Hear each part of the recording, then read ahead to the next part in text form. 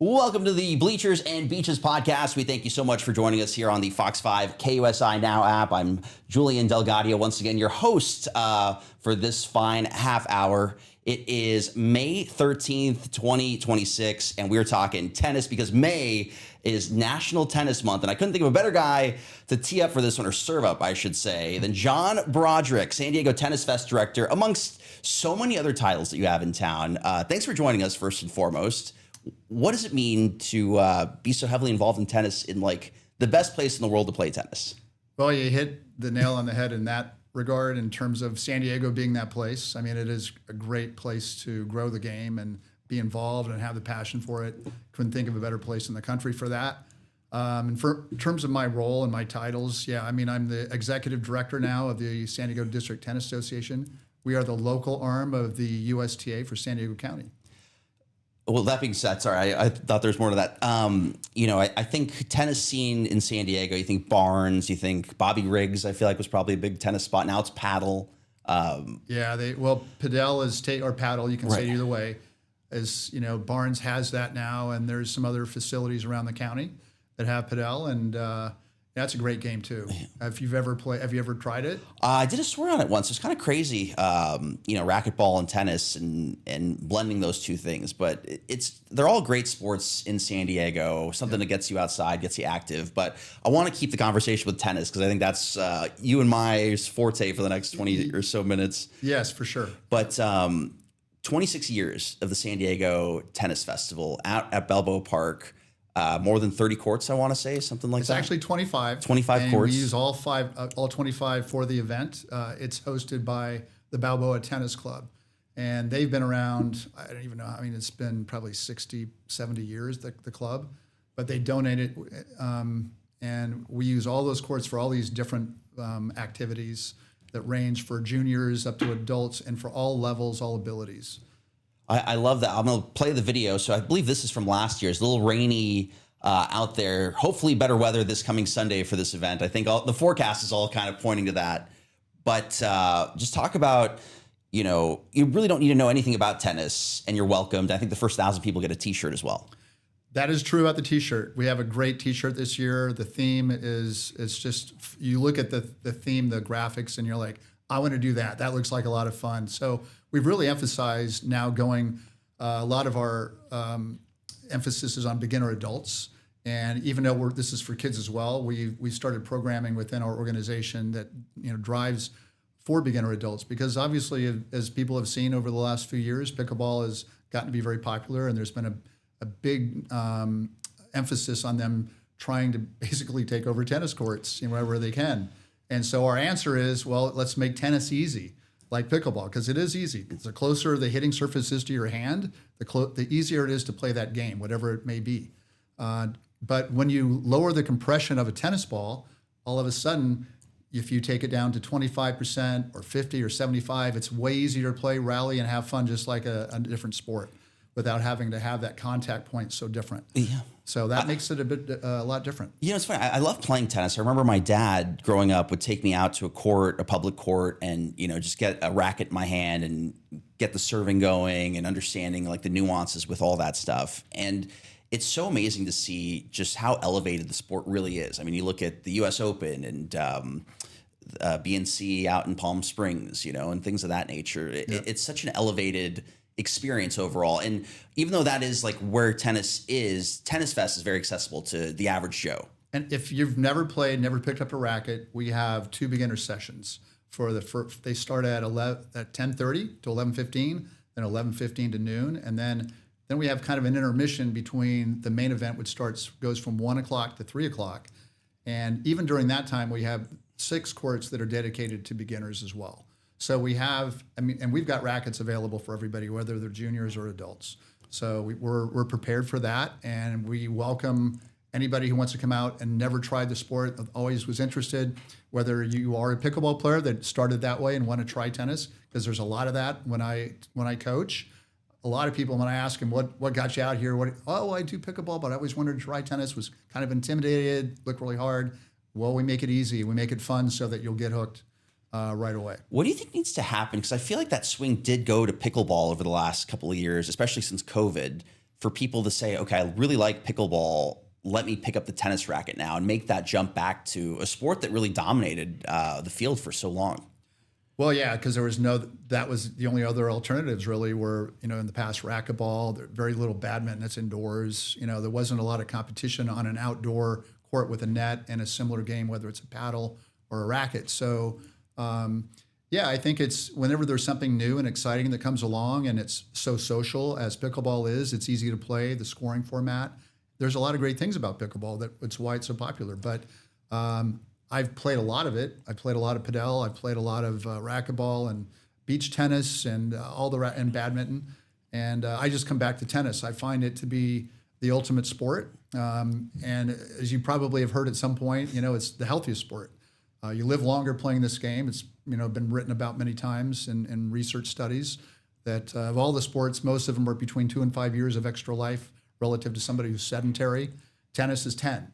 No way, it's that large. What's much of a the difference. Separation that in causes my mind, it? It's not the physicality, because you do the beauty of the physicality is you're not having this consistent, like if you're running or whatever, and you're doing a lot of short sprints, right, and then you're recovering, short sprints, recovering. There's that physicality aspect. There is the social aspect. But in my mind, it's the minds. It's the hand-eye coordination too, and it's the problem solving. Because you're always problem solving. You're always thinking when you're on the court. I've noticed, I used to coach my daughter's high school team, and long ago when I was in high school, all the smartest kids seemed to be of all the sports, the kids that had the best grade point averages, they were always tennis. I mean, they were the tennis teams. Yeah, I agree. At any high school. And I think or golf. I feel like golf's the other sport. Golf is the other mental sport. The difference between golf is it's a static game. Yeah. But it requires the same kind of mental fitness and focus to be really good at, and skill set. You have to acquire a skill set to be really good at it that takes time.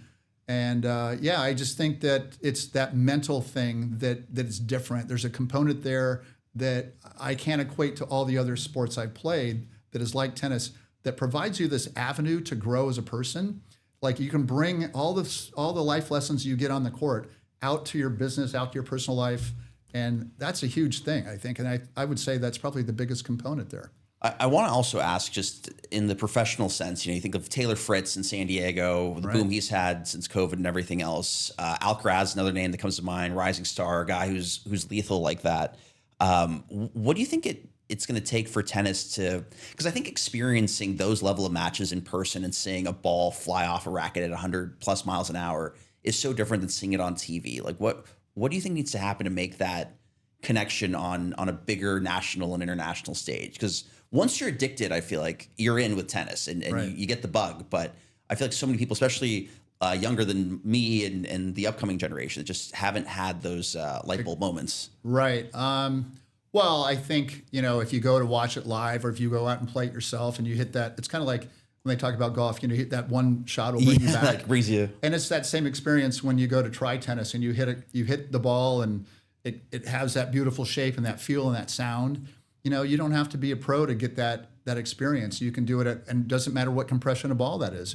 You'll get that same feeling and experience whether you're a beginner or as you graduate and your game grows. So I think that's there for just about anybody. Yeah, I really love the sport. I've been trying to, I should say, fall into something like a Volo League or something of, that gets you outside, gets you with people who are trying to, learn the sport with you and everything else. And tennis has really been calling me this year, but I feel like I have bad knees for it.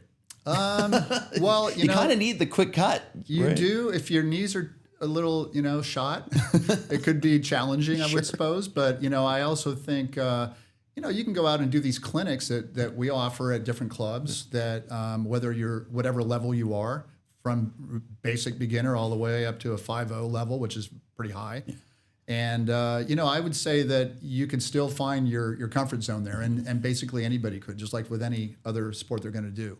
Just depends on what you want to get out of it.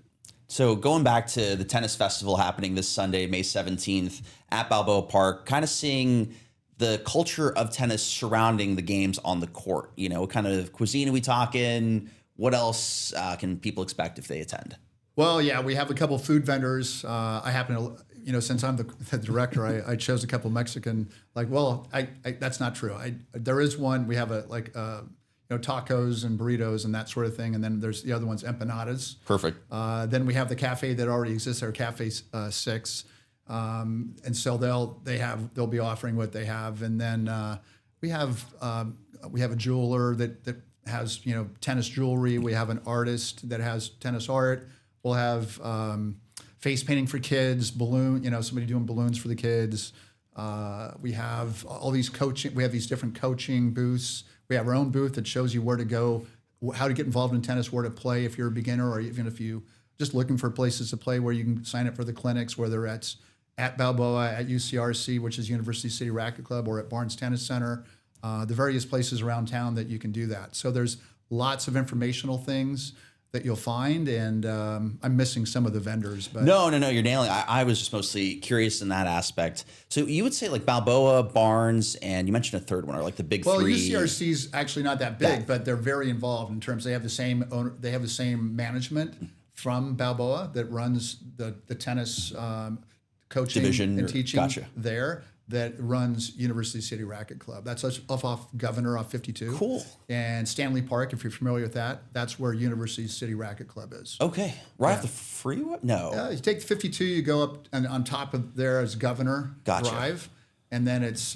between Regents and Claremont exits. Gotcha. So that's where that club is. But I coach there, and I coach at Balboa in addition to what I do with this. And they've got great programs that are for all levels. And So I was kind of asking this off camera when we started talking about this, but what pivoted your career to be so tennis focused? Like what happened, and what's the backstory with that a little bit? Well, I think as we talked, I was in the record industry for a long time, for like 20 years of my life. This is actually kind of my third career. There's another industry I don't want to talk about, but I did in between. But, the tennis thing, I've always been a sports guy. I've always played sports. I've been an athlete my whole life. I played at a fairly decent competitive level in everything I've done, whether it's football, baseball, golf, you name it. I've been very competitive at them. And tennis, I look back and wish I had just been doing tennis the whole time. I feel you on even though I that one. love the other sports, and they've all been great. Like any sport you do will help you play tennis well, especially like soccer, especially basketball, lacrosse, anything to do with footwork. Right.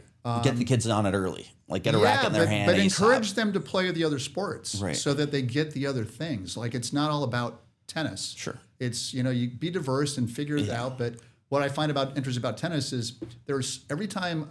I mean, the longer I play, the more reasons I find how much I love why I'm doing it. What's gotten me involved. I mean, I stopped playing when I was 18. My dad invited me, my brother, and my son back in 2006 to the San Diego Tennis Fest. I wasn't playing tennis. I was playing basketball. No leagues kidding. mostly So at it's the a real time. full circle moment for you. Oh, it's the thing that got me back into tennis, this event.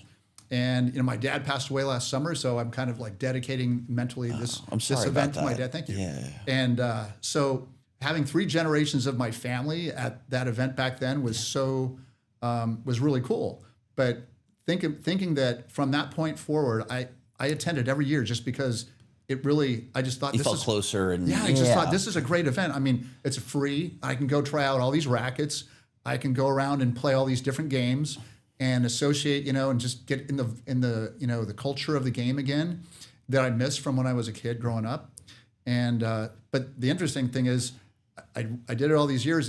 It's what got me back into the game, and now I'm running an event that got me back into the game. So that is a full circle moment for sure. Yeah, it makes it worthwhile too. And there's a couple things I want to ask you, but I'll start with just where the event is at now. How much it's grown, and you've helped grow it to what it is now to where it was when you started going as a kid. Like that's got to be, a hair-raising moment, goosebumps, the whole nine. I mean, nowadays, every time. One of the guys that was the founder of the event, he's still at Balboa, Jeff Griffin, and he was the one that was the director of tennis before Matt Praviti took it over a few years ago. And every time we talk about it, he's like, man, this is so different than when I started. I was so small, and now we have it. It's in a ticketed event, even though it's free through Eventbrite. Right. And we're giving 1,000 shirts away to the first 1,000 people that get there. I mean, it didn't used to be like that. Yeah. It was cool that they would have bags that give away stuff. Now we do the shirts, and then we have prizes that we do for people. We have Wheel of Fortune. We have Hit for prizes for ages, 10 and under and 11 over. So that's just another element. But it's just grown so much, and that now we're using all the courts. It didn't always used to be that way. It used to be the upper courts. Now we're using the 6 lower courts in addition to that. All these vendors, that's new. We have court sponsorships, which is new, which I've just created the last few years, where literally the community funds the event, whereas they're paying funds to sponsor a specific court for a one-day event. And I want to say we raised probably $40,000. Wow. Just between, we have, and the thing that I haven't mentioned is we have a title sponsor for the first time. So it's the Molly's Angels Foundation. And this is a friend of mine's daughter who passed away. She's got a foundation she's had now for about a decade. And she is, her family, the Belinsky family, is huge into tennis and supporting and been lifelong supporters and players in the game. Anyway, so she's the title sponsor. We've never had a title sponsor. So we're moving, we're kind of ramping it up, doing a little bit more every year to make it a bigger event, something more inclusive, something that is more immersive. And, it's just helping us grow the game. How often do you notice at these events too, you see a kid who's never held a tennis racket or something like that, and maybe gets that moment where he wants to continue playing, or even finding an athlete you didn't know could potentially be a prodigy that you could coach up and, lead to maybe a scholarship in high school or college or that level? Well, I coached my daughter through before high school and through high school, and she had some other coaches, which I always recommend, get many coaches if you can, to have different perspectives and different voices in your ear and everything 100%, else, right? especially with this game, because the language is so important in terms of tennis coaching. What you could be saying the same thing that another coach says, but it's in your delivery, or it's just the little the way you say that word, or that the wording that you're choosing to use may or may not resonate with that player. You got to figure that out as a coach. Right. 80% and understanding the player, how they respond to that feedback. 100%. Is a huge thing. 80% of why players stay in is because of their coach. Sure. So figuring that's your job, to figure out what resonates with that. You can't just, I'm doing it this way. You got to really adapt to your player and understand your player.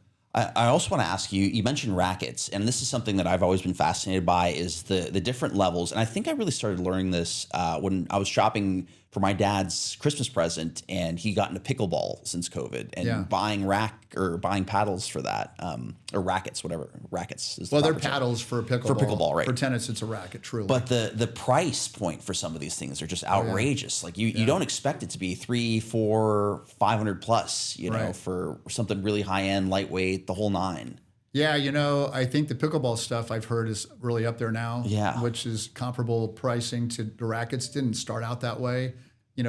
Some of the best paddles were around $150. Now they're $300. Yeah, it's crazy. You can get into junior tennis for a little junior racket though for $30. Sure. With strings and stuff, and go out and play on the smaller court and have a good time as a beginner. Even as an adult, you can find really cheap rackets just to start off with. You think about those like the ones from the 60s, the wooden ones and everything else, and how that's evolved again. Right. You know what I mean, though? Now it's carbon fiber. And I know. I remember when the first, the T2000 from Wilson came out in the 70s that Jimmy Connors played with. Then Yamaha introduced a racket that was, I think, graphite. And then Prince came out with a bigger racket. Everybody at the time called it a cheater's racket because it had a big head on it. And it's all evolved, and the technology's gotten better, and the game's. And then McEnroe started smashing rackets. Is that what happened? Yeah, he wasn't the only one, but yeah, there were a few players. You had Nastasi and other players back in those days they had a lot of personality. I'll say that. It's crazy how intense that gets. I think the most modern tennis film that came out was Challengers. I don't know if you saw that, where they're volleying back and forth. And I didn't think that was a great movie, but I was glad not showcasing tennis. Yeah, it wasn't my favorite film. Sure. But I was glad to see that somebody made a tennis movie, obviously, and good to see some notoriety for the sport in some way. But yeah, it's great to see anything we can get to grow the game. Is there a great tennis movie that you would recommend for people who might be getting excited watching this from their couch? There's actually I think an old Alfred Hitchcock movie that I'm dating myself, but there's some old movie that has this guy, I can't remember the name of it, that involved like a tennis pro, but you don't see a lot of them. There was a series Riviera Oaks or something like that was sort of like a throwback to the 70s era, where they had and that kind of captured that era really well. It was Paul Reiser was starred in that, and I can't remember who else, but Yeah, that was there's actually a another fun one series. that came out with Billie Jean King, I want to say. That was that was the Battle of the Sexes. That's what it was. And that was actually locally influenced here. There's people like Lorne Cool, who was, I think, Jimmy Connor's ex-coach. No kidding. Who also had something to do with the promoting of that event, who's still around. He does the Billie Jean King tournament here, the girls 16s and 18s nationals. He had something to do with that. And so they were casting some of the people out here for that movie. I did see that. Yeah, that movie was pretty well done, actually. That one, think about it. The other one that stuck out for me was more of a mockumentary with Andy Samberg and Kit Harington, the guy who plays Jon Snow in Game of Thrones. But it's that they played the longest tennis match in recorded history that lasted 4 straight days and went, all the sets and everything else. It's pretty fun. It's actually streaming on HBO Max. Okay. If you I got to check that. I haven't seen it. It's really funny. It's stupid, but it's stupid funny. I like stupid funny. Like Dumb and Dumber is stupid funny. It's Dumb and Dumber funny. Which I love that. I love that. They don't make movies like that anymore, which is a real tragedy, But it is a tragedy. But bringing it back on pace and everything else, I mean, May 17th, San Diego Tennis Festival happening. This is kind of on the Morley Field side of Balboa Park. It is. It's over there on the other side of the canyon from where the zoo is. There's a swimming pool, public by that roundabout, you go up the hill on what that Florida, is. Yeah. And Upas Street. It's right on Morley Field Drive. As far as parking and everything else, any recommendations to people who might be going? So we do have a parking. I don't know if you've been putting up our website that we have like a map that shows you where to park if you can't park, because the parking's pretty limited right there at the club. Mm-hmm. There's a lot of residential areas. So, I would definitely tell people you might have to walk a block or two from where you park because it'll be crowded. But we will have a FAQ and a court map that people can look at that we're going to try and send out via email to people to let them know what to expect when they get there, along with our court map, which I'm still in the process of finalizing in terms of little details. So those probably won't actually get printed until Saturday, those court maps. Gotcha. But it's kind of now, because then you'll know where everything you need. We want everybody to know kind of when they show up. We have the maps to hand out on site naturally, but kind of like people to know ahead of time so they can, I want to do this, and kind of have, because there's so much to look at and so much to do that it'd be a good idea to really look that over before you head out there, so you're not just kind of meandering around. Although that can be fun too. Sure. Just kind of figuring out as you get there. Lose yourself in the park for a little bit. John, I want to ask you one last thing. Blood, sweat, and tears. What is the most rewarding part of putting this event on and knowing it's been around for 26 years at this point? I think, for me, just like when I got back into it, knowing the difference that you make in somebody's life by getting them involved in tennis and how much it'll change their life for the better.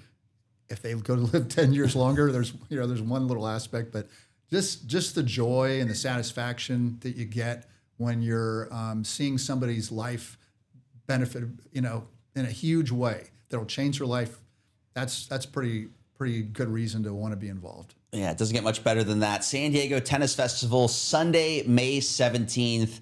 First 1,000 guests inside the building get a free Tennis Fest shirt. So go snag that, learn the game, love the game, and extend your life by 10 years, like you mentioned on that one. Any final thoughts before we wrap things up on our show? Thanks again for making the time today. It's so awesome to have you in studio. Well, it's great to see you again, and I appreciate, when you came out and interviewed me back a couple years ago. Yeah, it had to be, awesome. What was that, It was 2 years ago. 2 years ago. You had the cool Persols. You had the Steve McQueen Persols. You're still rocking. And I still have those. I'm still sporting those. You're not going to believe it. So I walked into a thrift shop, like an elevated thrift shop in a bougie area, and behind the counter they had a pair of those for sale for $150, which is a pretty good deal relative to buying them new. Which is stupid good because they're they're like $300-$400 sunglasses. As long as they're in good shape, that wouldn't be a bad. They were in good shape. They were in good shape. Then I bought them, and then I bought a Persol Steve McQueen case. So I now have two pairs of them because I love them. I have that, and I have a black pair that. So I knew there was a black pair. I stuck with this one. No, well, that's the classic. That's the blue lens and everything else. You got to be really cool and play tennis well to rock those types of things. Right. John, thank you so much again for the time. And for those of you watching, thank you again at home. We will be back next time. Thanks again. All right. Thanks for having me.